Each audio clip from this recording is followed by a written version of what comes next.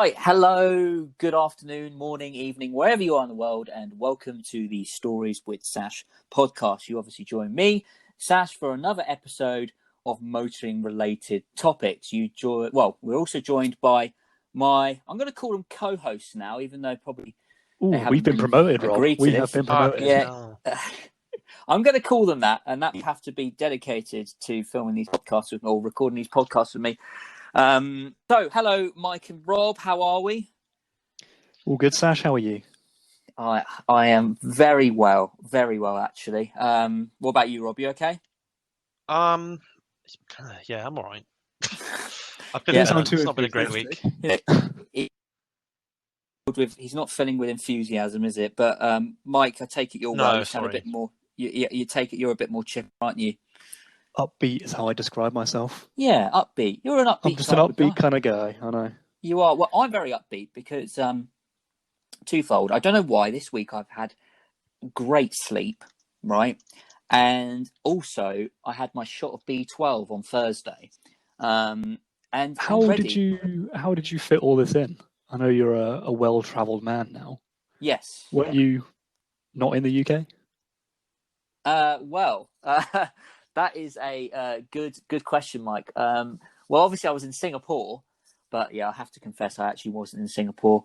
You actually told him that you weren't in Singapore now? No, I've just told him now.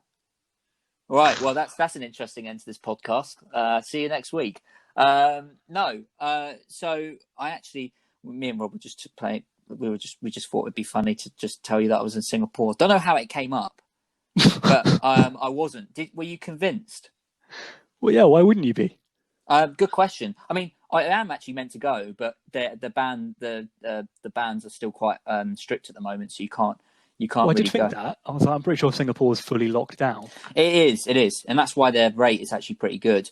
No, I didn't go, but I am actually due to go. But it all depends on what happens because we've got our pilot plant out there. But anyway, besides the point, right? What I was going to say on the subject of the C word, you heard Boris's announcement this week, guys? I have. Christmas is cancelled. I haven't heard Boris's announcement. Was that an official government announcement? As far as I can tell, Christmas is now cancelled, lads. And I know, Rob, you're not obviously in the UK, so we're relaying this information to you now. So don't bother coming back, just enjoy the sunshine over there. No, it's Thanks. Obviously they obviously we've got the new rules coming in on Monday about the 6 people limit, outdoors and in. So yes, that's that. Anyway, I don't know why I'm saying this because you can just go onto the BBC News app and it will tell you exactly that. But I want to kick things off with asking how everyone's week were, and I'll start with you, Mike, because you're an upbeat type of guy. Just a very upbeat gentleman. That's how you're gonna. Yeah. Okay. I am. Yeah, it was great. It was all right. Anything exciting? No, nothing. No, I was getting stuff prepped for next week because I'm off next week, so I'll be doing lots of things. Have you got much exciting things planned or going on? Like generally? Very exciting. Very, very exciting. I have ordered in a air compressor for my AC system. Oh, right. Gonna stick that in, I think. Oh, very good. Yeah, I might. I don't know. I'm toying with the idea of taking my ignition apart, but I think that's going to raise more issues than it solves. I don't know. Might be worth just having a look to see how it all operates and gets back to, I wouldn't necessarily... Yeah, but that's the thing. You say, how does it operate? And then you realise that you haven't got a clue how to put it back together. Take photos. That's always what I do. Whenever I do something that I'm not sure, just take a step-by-step photo guide. That's exactly what... actually, funny enough, me and Rob did when we took the engine out of my car, because I was like, I'm not going to remember how we put it if I'm not careful. But... okay, that sounds exciting. So that is car-related news, which is good. What about you, Rob? No, I have had a pretty dull dull week from a motoring perspective. No drifting? No, I haven't really been out in the car very much. I went today because I had to go and get a corona test out in the car. And I washed it. That was fun. Nice. No, but generally this week's been a bit trying, and then this obviously it's the end of the weekend now over here, and it's been also a bit of a busy weekend, not work-wise. I've just been out on the lash, but you're hungover, aren't you? That's what it is. That's why he's not very enthusiastic. That's why you're so miserable. You turn up to work all hungover. Makes sense now. This is your new job. Working now on my work on my day off, because I've got things I've got to do, because I've got to drive all the way up to the other side of the country tomorrow. For now it seems like 3 meetings and a loadout, so it's pretty hectic. Well, that's motoring related. You've got to drive somewhere. Yeah, I've got to pay tolls in Dubai. I've got to cross the border. It's all a nightmare. I've had to be probed in my nose to make sure I haven't got coronavirus. It's just a bit of a. Because the problem is now, because to leave Abu Dhabi to go to Dubai, or to get back into Abu Dhabi, you have to have a negative coronavirus test. So now, when anyone in Abu Dhabi needs anything done outside of Abu Dhabi, and they find out you're leaving and you've got a coronavirus test, it's like, while you're there, can you do this? And it's, get your own coronavirus test and leave me alone. Do your job, and I'll do mine. Yeah, but you're Rob, what's anyway. the turnaround time on the coronavirus test results over there? Like, how quickly did you get them? It varies. So far, I've had this will be my 7th one, and they've all been kind of next morning. Okay. So yes. I do them about midday, and I get a result by 6 a.m. Right. But some people have had them delayed, so I don't know. Right. I suppose it depends on the depends on the time of day. Well, anyway, I've had a quite interesting week actually, because not only was I in Singapore, right, but I found out some features on the Saab, right? So you guys found out the other day that I obviously found the little leaflet plane ticket thing that came with the car, and I think it said something like, when choosing a car, you don't go for economy class, you get the best. That is the worst marketing ever. You've already bought the car. It's the best marketing ever. I love that. It's literally like a plane ticket, but that's actually not what I was actually going to mention. So you know how I mentioned about the night panel button? Yeah, right. Daily. You're right. Daily. Yeah, exactly. The night panel. Now, I think I sent you guys a video because previously it would only illuminate. Do you recall me saying this? I do. Yeah. That was what it was on the video as well. It went up to what, like 100 miles an hour or something? Yeah, 90, 100. So basically, I found out there is a feature that you can actually turn the whole speedo on.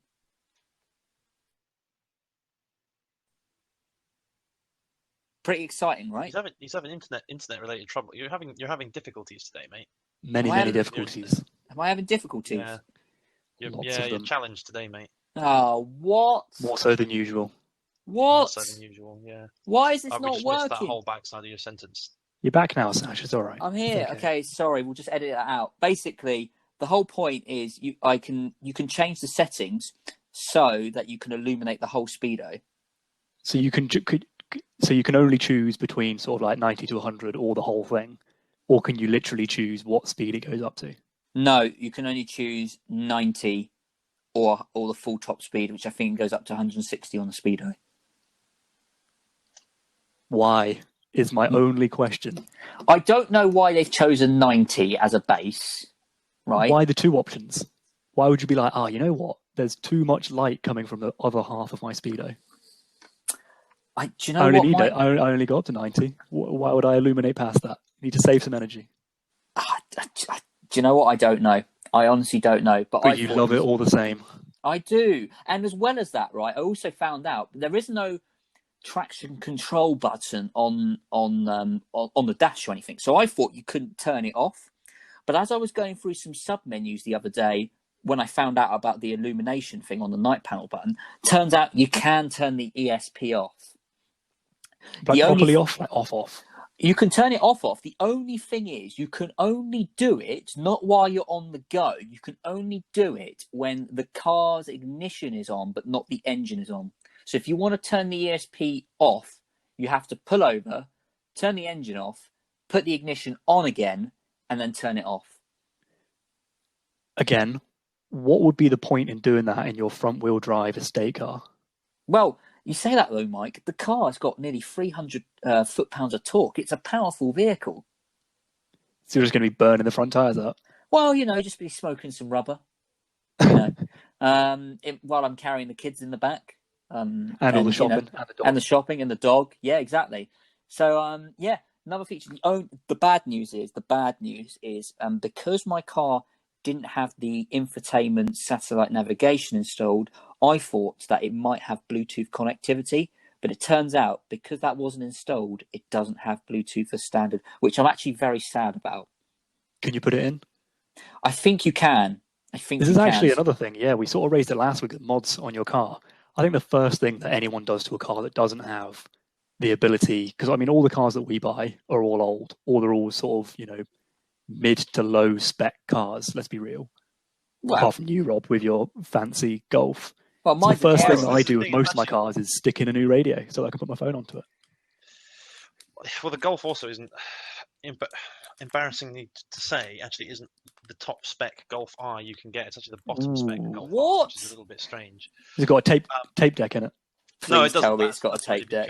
It's 2012? 2013? It doesn't have a tape deck. Okay, what does it have though, Rob? It doesn't even have a. What does it have? Bluetooth.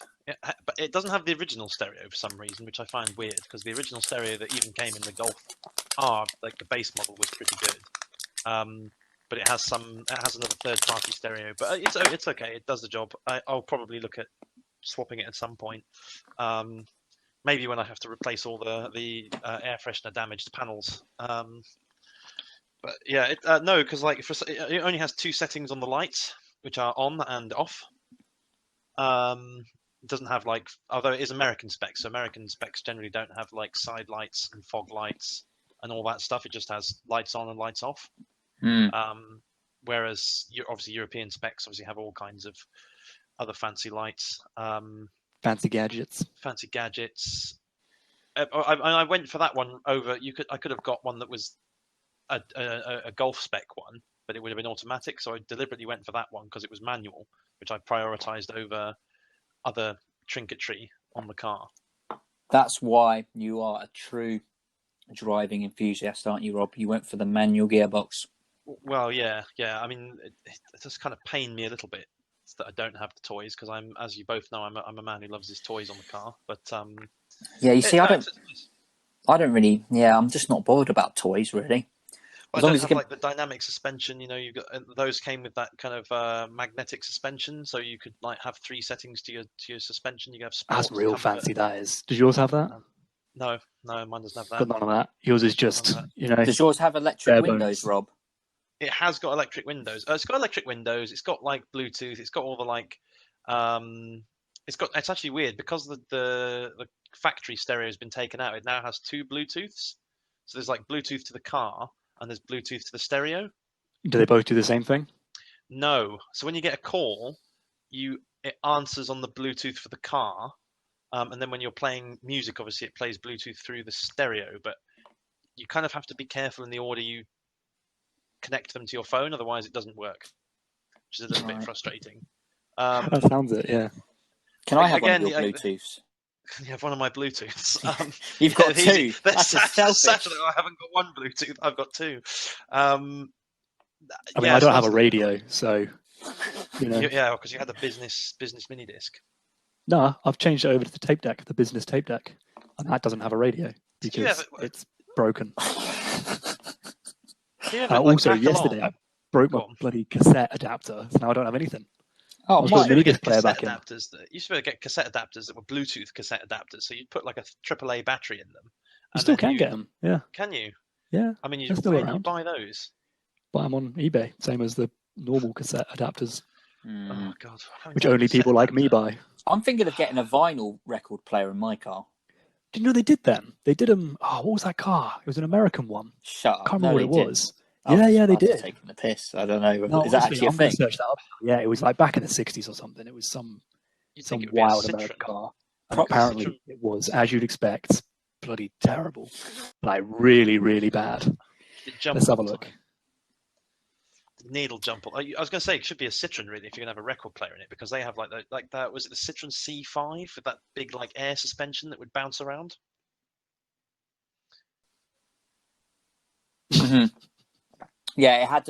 I think no, I don't think it was a C5. It had this. It was the C6 that had that. That was it. C6. Yeah, C6. Yeah, I like them. They're dirt cheap now, actually. Why have you got one of why have you got a jet fighter and not one of those then? Well, it's interesting you say that. The only thing is, they're very difficult to find in manual. That's the only thing. Most of them were autos. A driving enthusiast. I am a driving enthusiast. The only thing is, though, one could say, why do you need a manual gearbox in a luxury Citroen? But a luxury Citroen is never a phrase I thought I'd hear. Hang on, no. Hang on. Let's credit where credit's due to Citroen, right? They can do luxury cars. I mean, look at the original DS, right? That was a wonderful piece of engineering. I mean, it was so ahead of its time. Yeah, my great grandfather had a was it a DS or an ID? They were the same thing, but they were slightly different engine and bumper design. I mean, yeah, you look at the DS. You know, then they followed it on with the XM and the and the C6 and so on. I love the original Citroen DS. It's a lovely car. Did you know that was the first car in the world, and a lot of cars have this now, where the headlights swiveled with the steering wheel? Oh, that's quite fancy. That was back in like the late 1950s. Yeah, pretty sure my car doesn't have that. No. I mean, my car's. I mean, yeah, the Golf has that. You know, that was the first thing I noticed when I had to drive it at night. I was like, oh, the headlights turn when I turn the wheels. This is cool. And all thanks to Citroen. Who would have thought? And they haven't done anything since. Well, nothing. No, it's the thing is. I mean, actually, this could be a topic. I mean, it is actually depreciation. Heavy. Some. I've got guys know I had an Alfa Romeo 166, and that was actually widely acknowledged to be one of the worst depreciating cars ever made. So yeah, because you bought it at a rock bottom price and still managed to lose money. So yeah, I lost like 10% on it, which I was pretty devoted about. But you know, when that car was new, right, it cost just under £30,000, right? Do you know how much? What year was this? Back in sort of late night, well, like 1999, 2000s. Oh, 30 grand back then, crikey. Okay, yeah. Right, 30 grand. Do you know how much that car was worth a year later? How much? £13,000. Right, and you've got to really love Alfa Romeo to give up, 17 grand. Yeah. For the privilege of owning one. Do you know for how 12 much? Months. Do you know how much that works out a day? How much? £50 a day, just in depreciation. Would you rent a brand new Alfa for £50 a day? Well, no. I mean, I don't know. I wouldn't rent anything for £50 a day, full stop. To be honest, well, it depends what it is actually. I mean, yeah. I mean, I don't know. I mean, it's a lot of money though, right? £50 a day, and that's just in depreciation. That doesn't take into consideration fuel costs, which are horrendous on an Alfa, insurance, the breakdown repairs. Yeah, not a wise thing. And the Citroen C6 was also victim of this as well. Just large, weird cars depreciate badly. Well, but then I think the Alphas. If it didn't. Yeah. Well, to be fair, that goes for all of us. Like, if cars didn't depreciate as much as they do, I wouldn't own a car. I wouldn't be able to afford it. But this, but this is the thing, though, Mike. But some cars depreciate at. Yeah, that's massive. That in 1 year, that's over 50% lost in 12 months. Well, that's insane. Yeah, there used to be a rule, and it was a general rule of thumb, that a car would lose 50% of its value in 3 years. Yeah. Right? I don't think that's quite the case. It depends on the type of vehicle now. I think we touched upon this before, but like little city hatchbacks are better because they tend to be lower price in the first place. You probably could pay more than half the value in 3 years. But as a general rule of thumb, that is the case in point. I mean, I was looking at, what was I looking at the other day? Maserati Quattroporte, right? Do you know how much you can pick one of them up now? No, I have no idea. £9,000 you can pick one of them right. up. £9,000 for a Maserati Quattro. And look how cool you'd look. I mean, you wouldn't drive anywhere, but yeah, look how cool you'd look. Well, no, true. I mean, it probably wouldn't work. But I mean, £9,000 for a Maserati Quattroporte. I mean, people pay more than that for a Citroen I don't know, C1. I will now admit that we paid over that for the i20. You could have had a Maserati Quattroporte. Not really a commuter car for my partner, though, is it?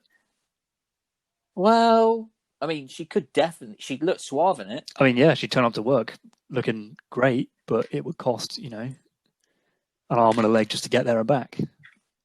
Yeah, and the only trouble is with Maseratis is the maintenance costs aren't cheap because they share a Ferrari-derived engine. Do you remember when we went to go and pick up my car and that guy had a Maserati that was non-functioning in his driveway? Yes, he did. Yes. And that was his sort of project, wasn't it? Yeah, that was his newer Quattroporte, and he said that none of the electrics really worked. Yeah, that was fairly new. It was, yes. But I mean, you sound surprised, Mike. We're talking about Italian cars here, right? What I find funny is that he had sort of a side business going, selling German cars to fund his repair of Italian cars. Maybe that's what I need to do. Get reliable cars, sell them to make some money to fix your unreliable cars. Exactly that. That's a good point. Well, actually, this also kind of links to sort of links to the next point I was going to talk about, which was about off-roaders / SUVs. And I say slash because they're two very different things, right? So correct me if I'm wrong, chaps, right? But I don't fully understand why SUVs are so popular, but I just want to distinguish between the two and make sure we're clear on a definition. So an off-roader, in my mind, is something that can, as the name suggests, off-road. Like, tackle the muddy stuff, get through woods, trees, forests, deserts, you name it, right?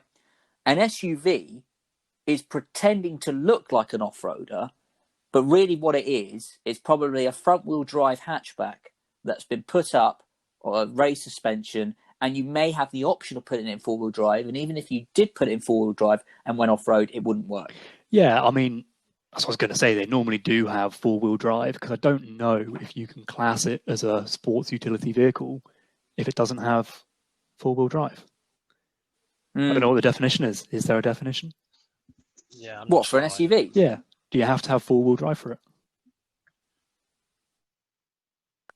I don't know, because SUV stands for sports utility vehicle. Yep. So you said that's the third time you've said it, but yeah, carry on. Just as long as everyone's clear. What does it stand for, Sash? Well, anyway, it doesn't matter. But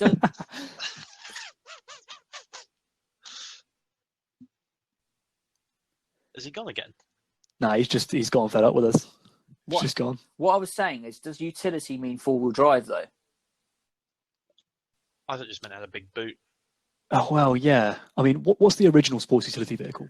You're looking at a Land Rover. Let's be real. That is the original, well, I wouldn't say original, but it's sort of a popular poster car for the sports utility vehicle. Well, which Land Rover are you on about, though? Because a Defender, I wouldn't say is an SUV. Well, that was the original. No, the Defender in my mind was a proper off-roader. I wouldn't say a Defender is no way sporty. No, but, well, it depends what sport, I guess. Well, I don't know. I suppose you could put your skis in the back if you wanted to, but I don't know. But the point is, what I want to try and understand is why are they so popular? Well, it's because they're practical. Same thing we talked about the other week. We talked about estate cars. Yeah, but they're not, though. Are they? Well, no, I don't think they are, but people think they are. Well, but the thing is, though, if you look at, say, something like, and Rob, correct me if I'm wrong, because I know you're quite familiar with the VW range, but say something like a T-Roc. A T-Roc is basically like a Golf on stilts, isn't it? I thought a T-Roc was even bigger. What am I thinking of the... I think a T-Roc is actually a Polo on stilts. Oh, right. What about, is there a T-Cross? I get confused. I think the T-Roc and the T-Cross are pretty much the same platform, because VAG Group only basically run two platforms to harmonize their manufacturing process. So it's either everything VW make is either the small platform or the big platform. And the small platform and everything. There's some inventive platforms. Well, it's basically one chassis. That means they only have to make one chassis. And there's like so for example, I think the Golfs, the Passats, the Polos are all on one standardized chassis with slight modifications. Is that And then right? Is everything it? Did not know bigger. that. The Touareg, Tiguan, Touareg, Tiguan, Golf, Polo, T-Cross, T-Rock. That's all on the smaller platform, with the exception of the Up, which is on its own platform because it's kind of a bit of a weird one. And then everything that's bigger than that is then on the same chassis but bigger, except the Terramont, which you don't get in Europe. We only get here. I've never heard of that. Yeah. Is that like a big Touareg? It's bigger than the Touareg, but it's on the smaller chassis platform for some reason. Why? Whoa, bending my mind there. That is. Yeah, I know. That's. It's all a bit confusing. It's a bit nonsense. Really. I mean, but actually, no, this isn't related to the. Going back to sports utility vehicles, they're basically what most people would call a Chelsea tractor. That is, a very apt description. I mean, I'll tell you one of the other reasons why people buy them, and I know this from personal experience of someone who looked into it for this reason. People think that they're safer because they're larger. They think that they're safer. They think if you're in an accident, there's more vehicle there. It's almost like when you look at them, a big SUV, people describe them as being a tank, and they think that makes it safer. And I don't have the stats. I don't know if they are safer.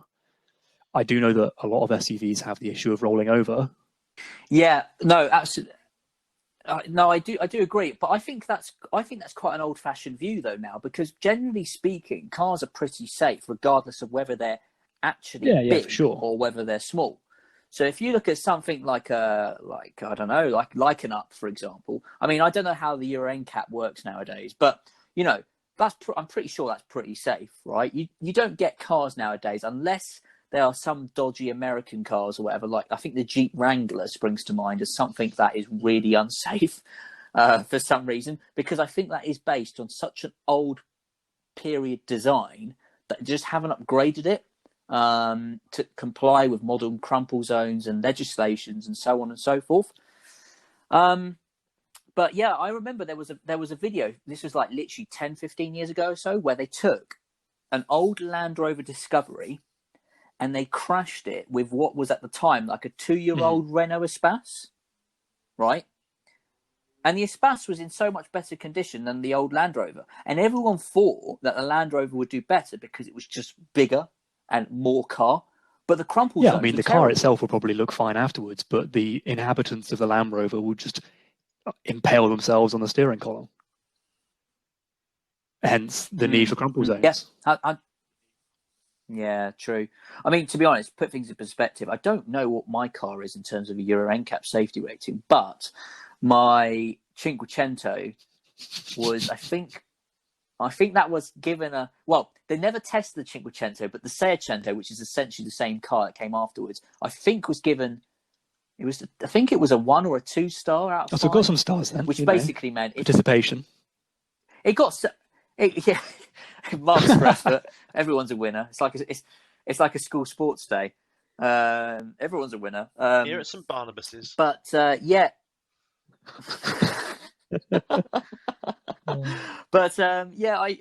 I just think it's interesting. So I mean, so we all agreed then that sports utility vehicles, people buy them because they think they're more practical, when in the real world they're a bit more expensive. The boots are probably actually smaller, from my experience, than the hatchback on which they're based on. I think people only really go for them because they like the higher driving. That was my next point. I know a lot of people who like driving in the higher. 7. That's the last thing I heard. You said it's nice. It had air-conditioned seats. Right.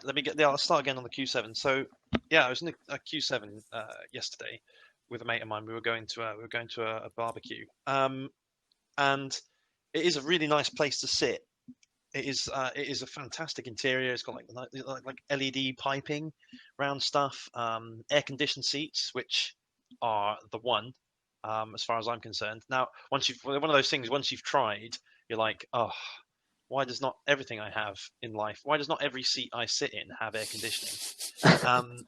I mean, that's definitely a Gulf problem as opposed to a UK problem. I was going to say, I never normally think that when I'm getting into my car. Rather strangely, it also had heated seats, which I don't understand. But Can you If put you're going both? to air condition them, you may as well have heated seats as well. You Just can't in case. put both on at the same time because once Oh, you press the what? heated seat button, it turns off the air conditioned seat button. Damn, So it's like that's really annoying. it's definitely an Audi thing. It's like, yeah, nice try. Because I'd love to play a trick on somebody because I've got heated seats in my car, and I just always like putting them on my passenger when they don't notice. And The other you like doing it in any any car with heated seats. You will turn the heated seats on. Yeah, I will. Sorry. Anyway, so air conditioned seats, right? Air conditioned seats, which I like. I don't see the point of having air conditioned seats and heated seats because you can turn the air conditioning on hot and then blow hot air through the seat. So why would you then also have a heating coil in the seat to warm the seat?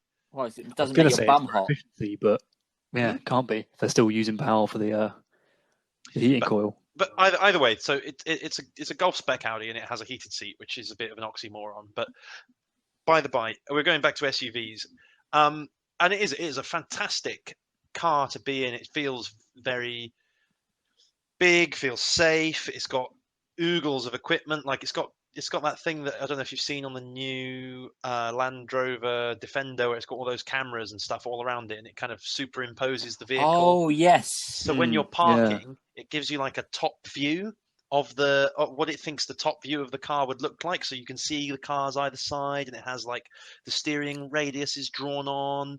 That is very fancy. I've seen that, but it's insane. It's not really, exclusive to an SUV. That's not why people buy an SUV. Not at all.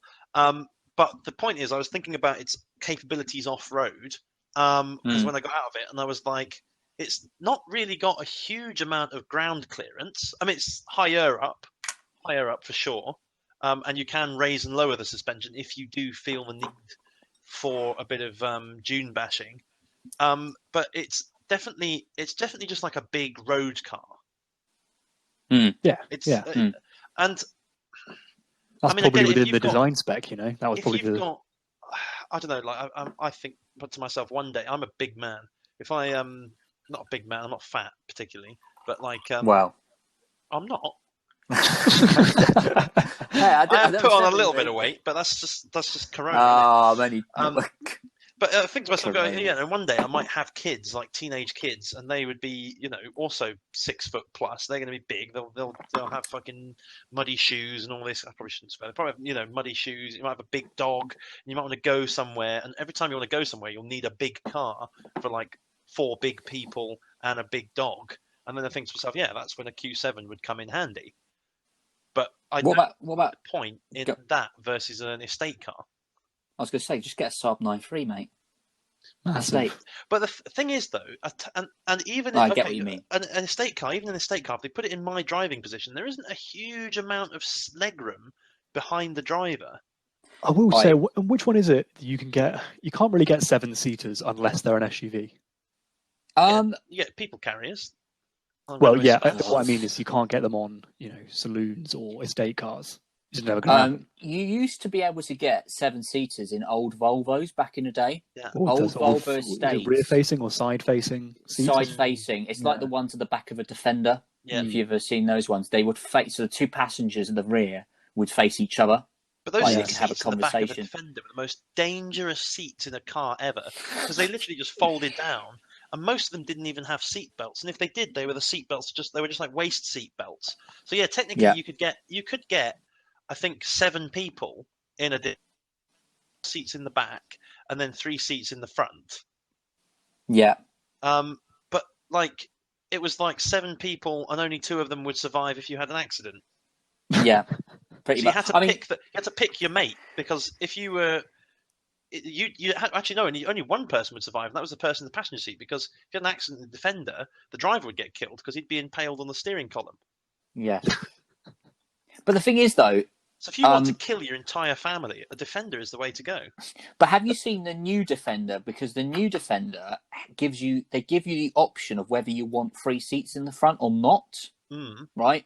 So you can have. So this is what's annoying about it, though, and there is a good reason behind it, but I can't remember. So basically, you can get a 7-seater Defender, right? 2 in the rear, 3 in the middle, and 2 at the front. But annoyingly, you can't make it an 8-seater for some reason. So if you want the 7-seater Doesn't 8 seats push it into a different driving license bracket anyway? No, it's there was a reason behind it, but it's I can't remember what it is. It might be something to do with the fact that the middle seat on the front, if you spec that, protrudes a little bit to the rear, the middle set of seats, if you like, which means that they need to be further back or something. I'm not entirely sure. I'll Google it and I'll let you know.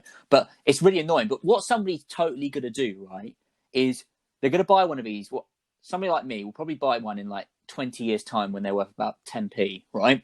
And will then go to a breaker's yard and get a 7-seater one and then put the middle seat in the front seat.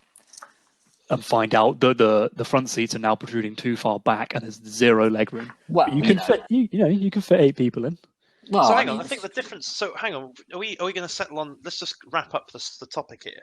So, right, yeah. Are we going to say that SUVs describe all kind of big, bulky 4x4 cars, and then off-roaders are a subdivision of SUVs that are specifically engineered more at off-road, and then you have the kind of the SUVs that are more kind of on-road?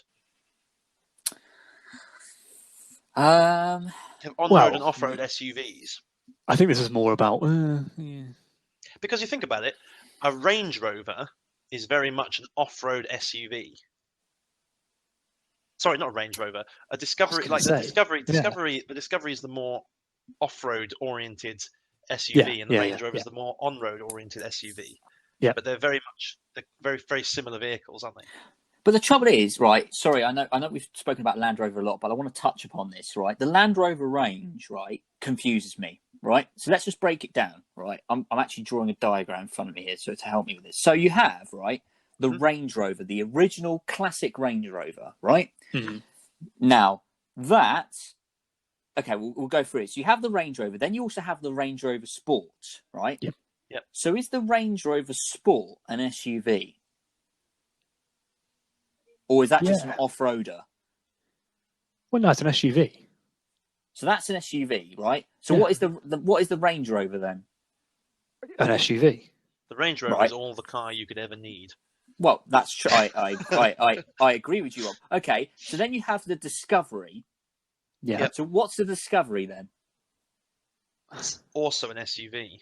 Right, they're all right. Okay. This is why I'm saying you have SUVs, a big umbrella thing. No. I'm trying to subdivide it in my mind. Yeah, but this is what. But I think the Land Rover is a good range to look at because they would be the people that would hopefully distinguish this. Although it turns out they're all bleeding SUVs by the looks of things. Well, I think that's the thing. They're all SUVs. They're all sports utility vehicles. It's just some of them are better at going off road than others. I know, but I just don't understand because you also get the Discovery Sport, and then you have the Velar. Like, where does the Velar sit in all this? Or the velour, whatever you call it. SUV. The problem is, Sash, you're approaching this far too logically. You're thinking, I need to be able to put these in some kind of linear scale about where they fit in, or have some kind of pattern and some kind of chart. What the people at Land Rover go is, can I design something that someone's going to buy? Yes. Can I give it a name that makes it appealing for someone to buy? Yes. Let's make it. Well, yeah, that's basically what happened with the Velar. That's what's happened with that Range Rover. What's that the Range Rover Evoque? Oh yeah, the Evoque. What's that? It's literally just some SUV that somebody else can buy. They've just done different sizes and different styles because they know that they can sell them to people. They're not thinking about the way maybe you or I would think about it is, you need this type of SUV for this level of off-road capability, this level of SUV for this level of off-road capability. It's literally just a marketing exercise, mate. If you want off-road capability, you're not going to be looking at those cars, are you, Sash? Well, I mean, to be fair, Land Rover is pretty good when it comes to, like, I actually think most of their range, maybe bar the Evoque, could actually tackle some pretty serious off-road stuff. That's something you do get. This brings us on to an interesting topic, though, because I think you mentioned it before, Sash. What's car companies that make off-road or 4x4s or SUVs that shouldn't make them? Well, yes. For example, you'd never get Land Rover making a hatchback or a supercar. But for some reason, Jaguar now make 4x4s, which are basically Range Rover Evoques just badged as Jaguars. Now, I don't know why they're doing that, because they're literally part of the car company that makes that already. So if you want that, go to Land Rover. Why would you want a Jaguar 4x4 SUV. It's not even. It's not. Well, I think you sort of hit the nail on the head earlier, Rob. It's marketing. Marketing. Yeah. I've just. But this is the thing. People want a Jag, but then they still want an SUV. Yeah, but all of the car manufacturers now, like for instance, Aston have just launched. They're probably the latest people to join the SUV club. They just launched that DBX, right? Yeah. Why? I mean, I get. Okay, I'm answering my own. Marketing reasons. We get it. But don't you think that, it's a bit too late? I mean, look at Lamborghini. They launched the Urus. Now, I can actually forgive Lamborghini a little bit because Lamborghini, twofold. One, they originally made tractors, which obviously have to have off-road capability. But two, they actually did make an off-roader before all of these off-roaders came. I don't know if you're aware of this one.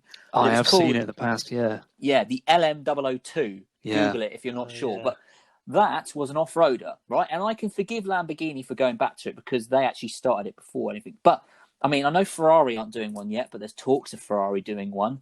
Ferrari are not going to do one. Ferrari also said they weren't going to have electric in their cars, but here we are. That's true. Ferrari have got enough problems not winning Grand Prix. Can they just focus on that, please? But the thing is, though... I think Rob raised a really good point about it when we were chatting yesterday or whenever it was. You're saying that it's sort of the way that it's going to have to go for electric vehicles. Oh yeah, that's a good point. I did mention. You get all these big SUVs, you can slap masses of batteries in them. You can't really. I know they're just coming out with more and more sort of normal cars, for lack of a better word. You've got the new electric 3 Series and that coming out.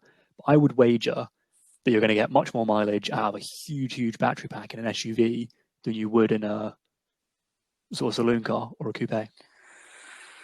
Yeah, you still have the same energy problem. Yeah, but if you look at all the new SUVs, like the Jag SUV, they do that in an all-electric version.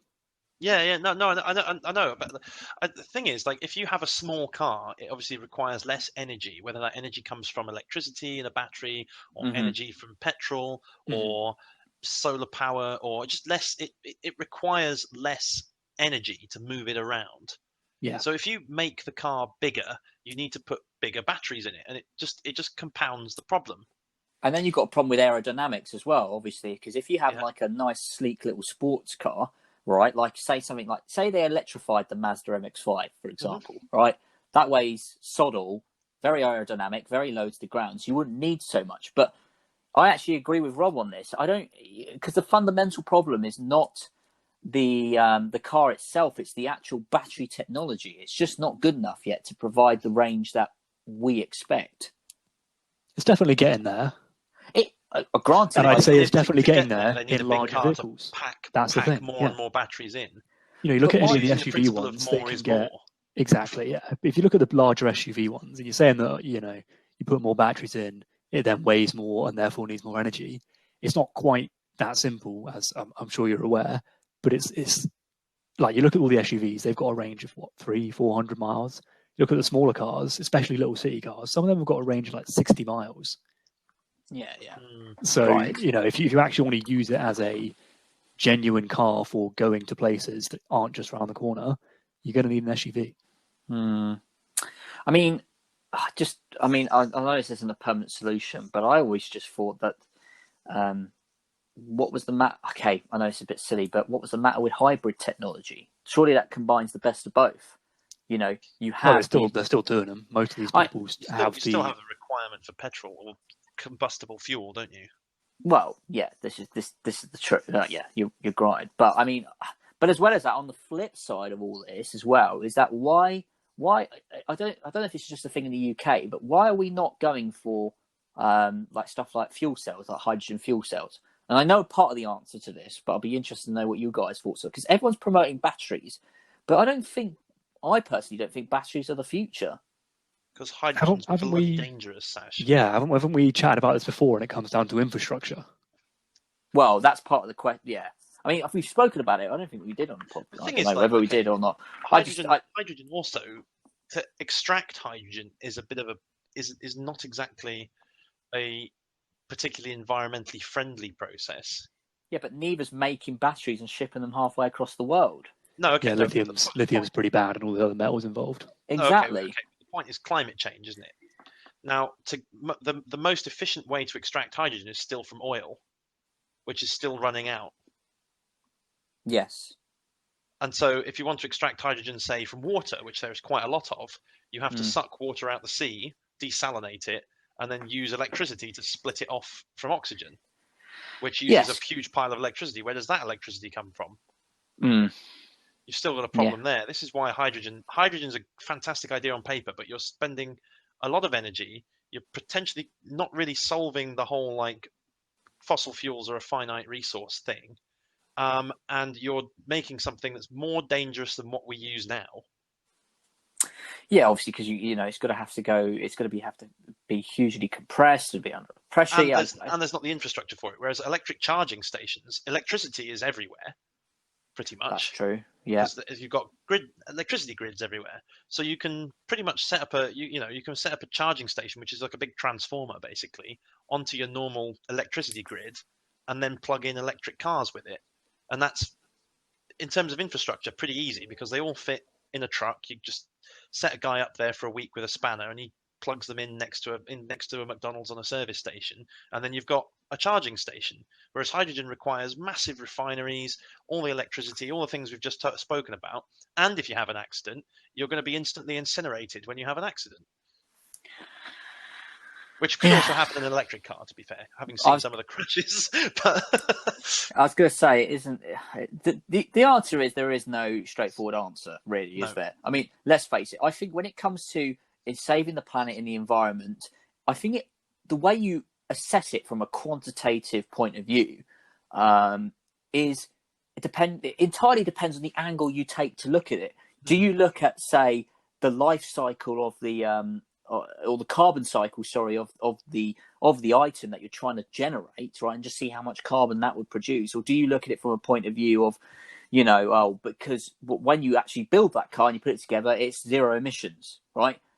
All the energy and fuel and fossil fuels and materials that go into making it. And that's why, I say that's why. I mean, I know obviously there's a lot of stats out there to back this up, but I really don't. I've always under the mentality of keeping an old car going, no matter how unenvironmentally friendly that is actually a good. It's not a permanent solution. Don't get me wrong, but it's a hell of a lot more economical than, I don't know, shipping lithium-ion batteries across the world. And it's economical from a money point of view, and also from potentially, like you said, a full carbon life cycle point of view. From the point of view of what they're doing in the UK a lot at the minute is trying to reduce sort of particulates in cities. It doesn't do anything. That's worse, actually, and which is what a lot of people. That's why the electric cars or the sort of no emission vehicles. That is the way that the market is going, because it's in their eyes, or at least they can market it as sort of two birds with one stone type of thing. The car company just needs people to believe that it's the green way to go. Whether or not it actually is secondary for them. They just want to sell you the car. Then you get the added benefit of them driving around the city in that car and not releasing all the different particulates into the atmosphere. Well, the particulates is a different environmental debate from climate change. Which is why I'm saying it's sort of the two-pronged thing. Because people, especially people who live in cities, are going to be I think, probably more aware of the whole particulates immediate emissions problem versus what I guess the climate change thing is kind of like a secondary emissions problem.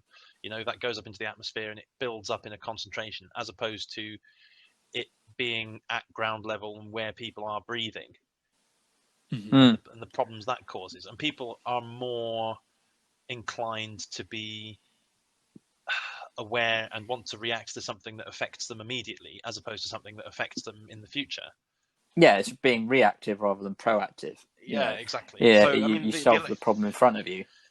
And the electric thing, I don't know. It's a bit of a thorny. We've gone off topic slightly because we have SUVs. We were, but I mean, it's the point. The point is, I mean, I'll just mention this quickly in passing. It was like, take for example, a few years ago, the government was encouraging everyone to buy diesels, right? Yeah. And then a few years later, they completely changed their tune and like, no, diesel's bad. We don't want diesel, right? Because they started focusing on NOx as opposed to carbon dioxide. Mm-hmm. right? Yeah, because now it's again it's marketing and public opinion and the accepted opinion of the unwashed masses, to call them something, to find a better phrase. But like the whole NOx SOx debate thing came up because of the Dieselgate scandal in the US and with Volkswagen, didn't it? Because they'd all made these cars that cheated the emissions tests, and then everyone suddenly it was all about particulate emissions because they realized that the tests that governments had put in place weren't stringent enough to catch to basically work out anything proper anyway. So VW worked out a way to cheat the test, but the test also was nonsense because the car, even cars that weren't designed to cheat the system, also gave different results on a test bench than in the real world. So the testing all needed to be revised. And once the testing's been revised, they realized that actually those levels of emissions were still bad for everyone, and they had to do something about it.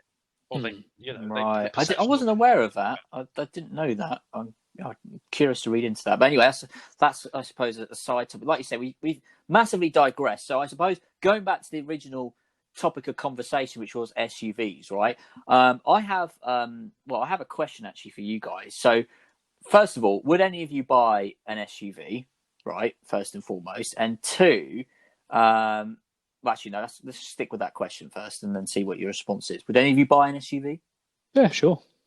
Yeah, I probably would actually. I did think about it because obviously living here, like, it's a kind of a fun thing to do and go and camp in the desert on a weekend, especially in the winter when it's kind of an acceptable temperature. I have this sudden craving, and I know they only released a video on it yesterday, but I'm meant to be doing a review on one soon, is to have like an old Land Rover Defender. I don't know why, but it just seems quite appealing. Am I on my own on this? I think you are. Yeah, I couldn't be asked of all the issues with them. I couldn't be asked. They are very but easy to knowing work you, on, Sash, they are very easy to work on. I'll give them that. But that's because you always need to be working on them, which suits you down to the ground, Sash. Right, hang on. I want to, if I may, just sort of turn away from that ridiculous rabbit hole that we'll end up going down at some point. Sorry, yes. Wanting to buy an ancient box-shaped car again. Oh, God. Right, basically, if you think about it, the Cinquecento is also the same shape as a Land Rover Defender, just much smaller. Why don't you just get? Oh my God! Why don't you just lift your the monster Cinquecento? Oh, actually, sorry. Before we move on to your conversation, Rob, can we just? I want everyone's opinion. What do you think is the best off-road vehicle that's ever been made? Period. Whether it's brand new or whether it's in the past. Go. Oh, crikey! I've never driven. Well, I say never. I haven't driven that many. I don't know. No, but I'm not saying you have to have driven them. I'm just saying, what do you think is the best off-road vehicle that has ever been made? I'm going to go straight down the middle and go for the Hilux. Oh, Hilux is a pickup truck. That's more a pickup. So really, you probably come on. Land Cruiser will say for you then, as opposed to Hilux. Fine, yeah. Even though the Hilux is used regularly all over the world off road. Yeah, I know, but it's not really it's a pickup as opposed to it can't carry more than I know you can get the Duke. Anyway, Hilux / Land Cruiser. Fair enough. Lots of farms. All right, actually no, yeah, I will change my answer to the Land Cruiser. I'll pull back and go Land Cruiser. Yeah. Okay, fair enough. Rob? I think the Land Cruiser is probably the most best-selling off-road car ever built. Probably. Probably. I don't know. I think hundreds of them, like millions of them, especially here. I think the Defender outsold the Land Cruiser. No way. I think it did. Way. I'm maybe going to Google this now. I'm going to Toyota. Not a chance. No damn way. Even in the UK, that is a difficult claim to make, Sash. Worldwide, absolutely no way. They're absolutely not. Okay, I'm gonna Google. Okay, Rob, why you Google that? I've been trying to think about it actually, because yeah, I don't know. I'm really annoyed you said Land Cruiser because I was going to say Land Cruiser. I've stole your thunder. All right, how about you can have Land Cruiser and I'll change mine to a Fiat Panda 4x4. Oh, I was going to say that one, you bastards! Oh, that was my one. I was waiting for that. You just took my fame. I knew you were going to go for that. I could feel it. You know me too well. I tell you what, Nissan Patrols are actually really capable off-road. Because Rob. The UN use Nissan Patrol. But if you want to talk about the most capable off-road vehicle I've ever, heard that the Nissan Patrols aren't very good, but that's secondary. Carry on. what off-road? Yeah, I mean, because I've heard that in comparison to the Toyota variants, they're just not very good, and the land clearance wasn't very good, and it wasn't, just wasn't as good basically. Oh, okay. Never mind. But I don't take my word for it. Yeah, it's not really something I give much thought, to be honest. It's all right. It was just a quick question anyway, but that's fine. So we've all agreed that the Fiat Panda is the best 4x4 ever made.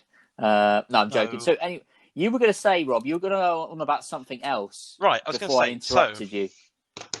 First of all, because I want to talk about whether going to talk about SUVs or like cars that are capable off road, that are not designed as also kind of anything that's overly comfortable. Things that are definitely much more practical off road vehicles that are on the market today or are going to be on the market soon. And in this area, I think the two most interesting vehicles out there. Well, first of all, what are your two thoughts on the most interesting proper like utility vehicles that are on the market today? I'm going to go with the Suzuki Jimny. Most interesting, yes. I like the Suzuki Jimny. I would love to have one. The new one? Yeah. New one looks amazing. That's what I was thinking of, but that's not a bad shout. Mike? Nice. Yeah, all I've got in my mind is just Jimneys. Or, and I know it hasn't come out yet, and it's only going to be available in the US, but the Ford Bronco. Has anyone seen that? I have, yeah. It does look amazing. That looks great, and I actually prefer it over to the new Defender, but I haven't actually seen one in the flesh. I'm still going to stick with the Jimny. I think, so Rob, are you just saying the most utilitarian vehicle that you can buy today that isn't really a utilitarian vehicle? I don't know if I've understood. Isn't like a big sort of comfortable. It's not that kind of like, it's not like a comfortable big car for the road. It's like the old school Land Rovers, is what you're trying to say there. Yeah, but they're not. They're actually proper cars, whereas old school Land Rovers were just smaller tractors. Farm machinery. Yeah. Yeah. So there is actually what I think is quite interesting and actually quite exciting. You guys have kind of hit the nail on the head in the terms of niche vehicle market that I was kind of driving at, in terms of vehicles that are comfortable to use as proper vehicles that also have that go anywhere. You can throw all your kind of gear if you're an outdoorsy kind of person in the back, in them. And I think actually, I know it's taken a lot of stick, but the new Defender I actually quite like. And you guys you're gonna tell me off for that. No. I wouldn't tell you off. I actually quite like the new Defender. I've actually saw one in the flesh the other day for the first time. Oh yeah. And I liked it. Yeah. Nice, I'm very disappointed you can't get one with a manual. They're only an automatic. But why? But the times have changed. Why would you want? Yeah, why would you want one in that? It's an off-road vehicle. Yeah, but off-roading. This is the thing. There's two schools of thought about it. Some people who really like their off-road trialing like to be able to have a clutch and feel that you find the grip themselves. But automatics are better off-road because they don't have that kind of shock reaction when you have a clutch. They don't overthink it. Yeah. Yeah. So I mean, it's a little bit disappointing, but actually, I think that they're probably on the right track there. In some respects. That's the first one, which I think I actually quite like. And the thing that I think is most interesting and probably most disruptive in that area is the new Ineos Grenadier. Have you guys seen any of that yet? Nope. I'm not familiar with Ineos Grenadier. I'm not really familiar with Ineos as a brand. So Ineos looks like a chemical company. Ineos are a chemical company. Primarily, yeah, I know. What they've done is they've now gone into making a 4x4 that is like a proper. It basically what it looks most like is a 110 Land Rover, an old 110 Land Rover. I was going to say it looks exactly the same as a Defender, but so it's powered by a BMW. But it's powered by a BMW engine, and it's different in critical areas because most of the running gear, drivetrain, and stuff is readily available OEM parts from other manufacturers, primarily like Toyota, for example. All the suspension and all that kind of stuff is all off-the-shelf Toyota parts, if I remember correctly. Because they just picked brands that were most readily available all over the world, so that if something goes wrong on it, you can buy an OEM part for it, and you don't. I was thinking that it's got the BMW B57 3-litre diesel, which is in every single 3-litre diesel BMW all over the world. Yep. What? So you told me they haven't put the M3 engine in it? No, of course not. What? Damn. But in terms of, and especially in more not rural parts of the world, I'm thinking more kind of like off the beaten track parts of the world where there are no motorways, I think it has the potential to be very disruptive and fill the hole in the market left by Land Rover getting rid of the Defender. All over Africa, they use Defenders on like safari parks and all that kind of stuff, and now they're not going to make those anymore. I feel this is going to just fill a huge gap in sort of that market. It looks like a Mercedes. I'm just going to say it. People have said like the design. I watched some videos on it. The design team, like, we wanted to take aspects of Land Rover, aspects of the G-Wagon, aspects of all the best proper hardcore off-road vehicles ever made in terms of the design, and then kind of bring them into one vehicle.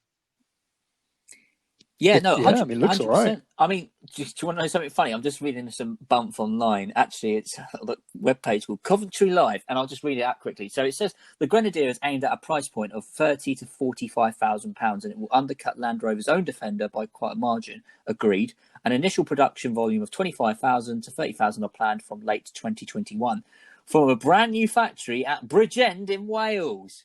Or France. They're going to buy the old Ford factory or something. I was going to say it must be the old Ford factory because that's coming to a close soon. And it's also going to be built in Slovakia as well. But do you know what, Rob? I have to say I've never heard of it up until this point in time. Yeah, me neither. It looks all right though. And the fact they're only building it. I'm surprised an hour away from me. Chemical engineers haven't heard that one of the world's largest chemical engineering consultancy companies hasn't started making like a Land Rover alternative. I don't work in chemicals. I work in pharma, mate. You're a chemical engineer. You're both chemical engineers who like cars. Actually, my job title is process engineer. Well, degree title, Mike? Chemical engineering. Yeah, exactly. And that is why I should have learned about the INEOS professional accreditation body there, Mike?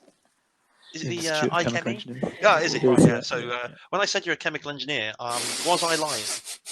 You weren't. However, we didn't really do a module on chemical companies that now have gone into automotive manufacturing. You've got to stay up to date with market developments, mate.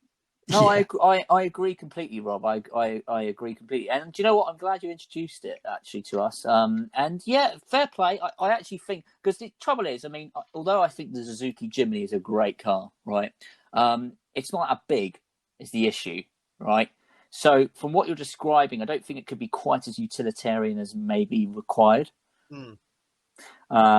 So although I am going to add another one to the mix, and I know it's not going to look that great, but what about something like the Dacia Duster? Yeah, fair play. That's an not bad, is it? Well, that's also kind of in that same bracket as your Jimny. Yeah, I mean, I think so. You know, it's plain, it's simple, it's basic. Super cheap. It's not going to be the type of car that if you like ding it, you're going to be that bothered about, are you? It's just if you buy one, the base spec one in white, right, with steely wheels on it, like I think they actually look mega. I think they are very. I don't think they. I'm not a huge fan of Dacia's styling, but I do like the Dacia range for the fact that they are just some car. Yes, super they are cheap though. But they are. But that is all they are. They're not pretending to be anything else. And I especially like the Duster because it's some 4x4 car. Yeah, it is. I mean, there is no brand kudos to it. It's not like, it has like a heritage to sort of live up to. It's not like at BMW where it's just the ultimate driving machine or I don't know what the ultimate, just some car. Just the ultimate car, 4 wheels and an engine. Exactly, and I like that. Why pay excess? It's like it has no brand. It's like if you buy a BMW, you're kind of like buying like a Ralph Lauren Polo. I tell you what though, Dacia is pretty much just now, with the restructuring of Renault that's happened this year. Dacia is now like the economy brand of Renault. In the same way that like Skoda and Seat, or not so much Seat, but Skoda became like at one time the economy Volkswagen brand. And sorry, changing the subject completely. Speaking of the restructuring of Renault, because I was reading about this week, because you know that the Renault F1 team is going to be Alpine next year. Yes, you did mention. So Renault are now going to be releasing more Alpine kind of sports performance vehicles as their. Oh, that's excellent. So Alpine is going to be their like top spec kind of they're like expensive brand vehicles. Obviously, then you have all your Renaults, and then you're going to have your Dacias in Europe. But I mean, the Dacia Duster and the Dacia Sandero in this part of the world are all just Renaults anyway. Yes. So, sorry, that's changing the subject completely. But yes, I completely understand where you are with the Dacia Duster, and it's kind of, I just want some car to be able to throw my big dog in and go to the shops, and they're very popular in Devon, in obviously my part of the world where I grew up, for just that reason. Yeah. I mean, I would have no shame in having a Dacia. I mean, I quite like a Dacia, actually. But I don't know whether you'd classify it as a sports utility vehicle, but I'd say I'm not sure. Again, I don't think you'd classify the Dacia as a sports utility vehicle or an off-roader necessarily, but it's definitely kind of... Well, if you Google it, its definition is a sports utility vehicle. Okay, no way. But I would put it in the same kind of category as the Skoda Yeti, for example, in terms of its kind of... I've actually heard that the Skoda Yeti, which is, you're really, really going back on my memory here. Some years back, I had a conversation about that car. I've actually heard it's really capable off-road, weirdly capable. Yes, I shall have to get the keys to my mum's when I'm back home. And I was going to say, you're only backing the Skoda Yeti because your mum has one. I really hated the Skoda Yeti when she brought it up as an idea, and then everyone was like, "What are you talking about? The Skoda Yeti's great," and I'm like, but now I've really grown to quite like it. What about the Skoda Roomster? I like that. I'm not a big fan of Skoda in general, but everyone's like, "Oh, they are the smart man's Volkswagen," because they are though. They are actually. To be fair to them, and I think what you're doing is you're driving around and advertising the fact you can't afford a Volkswagen, which isn't a particularly expensive vehicle in the first place. No, Rob, have you seen the new Golf? That looks terrible. It does look awful. Right. I give you credit. That does look awful. Why would you buy the new Golf over a Skoda? I don't understand. Probably wouldn't. Actually, the most recent Golf, the Mark 7.5, I think is probably the best looking Golf, even better looking than my Golf, for some considerable time, since I think probably the Mark II. I mean, beside the point, I think Skoda is the smart thinking man's VW in my opinion, and Seat is, if you want something that looks a bit more interesting, it's the interesting VW, if you like. Because I quite like some of Seat's styling, actually. I actually quite rate it. Yeah. Anyway, we've moved on. We've digressed. But I think that will be a good point to end the topic of discussion for today. So what we've really established is, well, what have we established? That I have a terrible internet connection. We know nothing of off-road vehicals. We know nothing about off-roading vehicles. And then one of us should buy one in order to find that out. And... you should buy a Land Rover. That's a terrible decision. Yeah, but Sash, that's why you should do it. You're the one out of the three of us who will deliberately buy a terrible vehicle. Me and Michael go, nah, bad idea, and you go, yeah, but think of how interesting it's going to be when I'm in a cloud of steam, cold, miserable. In a field somewhere. Because you will drive it into a field and then it will break down, because that's how your luck works. You buy a car that is specifically for a purpose and is terrible at everything, and then when you take it for that purpose, specifically for that purpose, it breaks. I mean, I don't think that's representative of my car history, but anyway. When you take cars that do something completely out of their design remit, they work fantastically. The Fiat went all the way to Turkey and back without missing a beat, because it was outside of its comfort zone, what it was designed for. When you take it round town, it breaks. No, it doesn't. I mean, okay, it does sometimes, but anyway, you had an Alfa Romeo 166, which you drove around town, which is not what it's for. It was fine. The moment you took it on the motorway, blew up. needed a new engine. True. You will buy a Land Rover, an old Land Rover, and you will drive it round town for like a year and a half, and it will not miss a beat. The moment you take it in a field, it will go, ha! No. So are you saying then, on that basis, that when I try and fly my Saab, that it won't work when I hit the? Please try and fly the Saab. When I hit a runway, it's not going to work, right? It's definitely not going to fly. No, that's for sure. Are you sure about that? But if it does fly, I don't rate your ability to be able to land it. Granted. So really, as usual, we've established nothing, but we've spoken a little bit about powertrains and what we think is good and what is a good utilitarian vehicle. And yes, I think, again, we've solved all of the world's problems, not that we intended to. So thank you very much, chaps, for joining me again on the podcast. And to everyone that's listening, hope you enjoy and join us again soon. Hopefully, at some point in the near future, us three, depending on what happens with the C word, we might actually be able to do some sort of video or something like that. That will we're all in the maybe same place. Yes, potentially. I reckon you guys should when come the here. stars It's definitely align. safer in terms of the R value of the C word here than it is in the UK right now. Is it?